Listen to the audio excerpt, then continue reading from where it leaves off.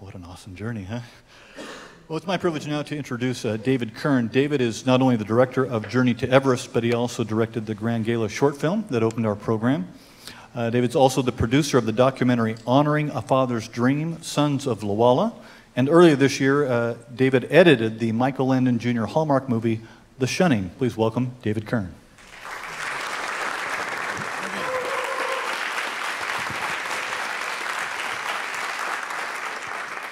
I'm not as intelligent as Mark Bortz, and so I have to read off of a script, so I hope I'm hoping, Mark, you teach me how you memorize such things. Steven Spielberg once said, "Every time I go to a movie, it's magic, no matter what the movie's about." What is it about the motion picture that is so captivating? What is the secret to this art form that draws us in to sit silently, watching one image after the next?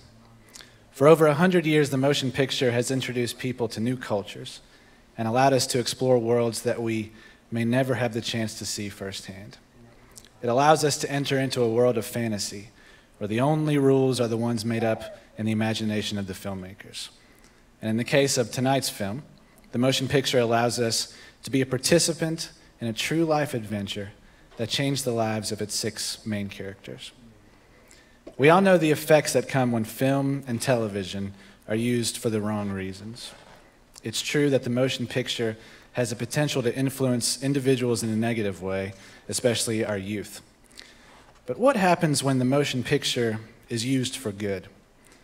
What is the outcome when a film is released whose main focus is to do good on this earth? As a filmmaker, these are the questions that I ponder.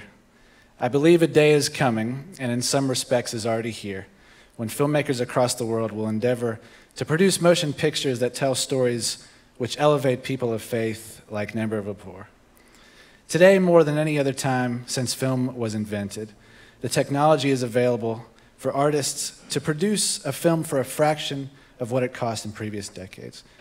This new technology has opened the doors for men and women of faith to produce powerful, beautiful movies without the aid of Hollywood. Let me give you an example of the type of stories that I mean. Many of us love to go to the movies and see a story of a true life hero. William Wallace in Braveheart, Oscar Schindler in Schindler's List, T.E. Lawrence in Lawrence of Arabia.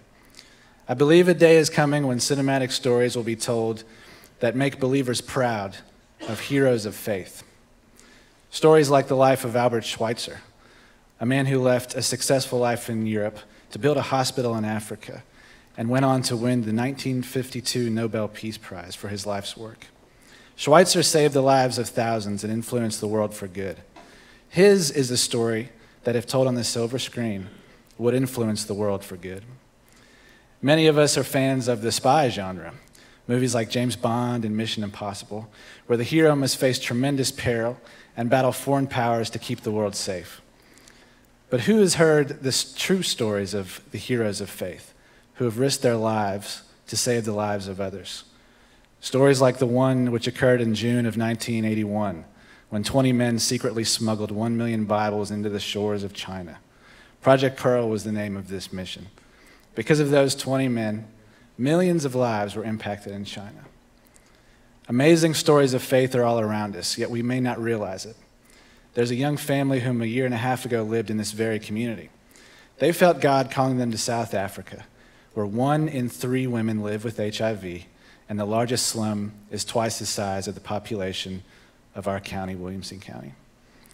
This family sold their home in Tennessee and moved to Africa because they were called. They moved to Africa to feed the poor, to care for the sick, and to show the people that in Jesus there is hope.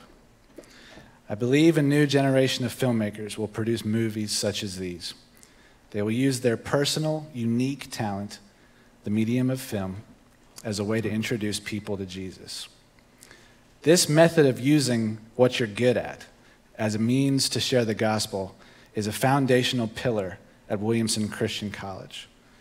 This school is training men and women to follow Jesus Christ and simultaneously using their specialty to serve the world.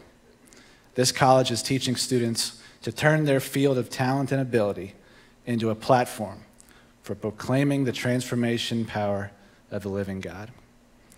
On behalf of the artists, producers, composers, and fellow Trekkers who made tonight's film possible, we thank you for coming, and we hope you enjoy the conclusion of Journey to Everest.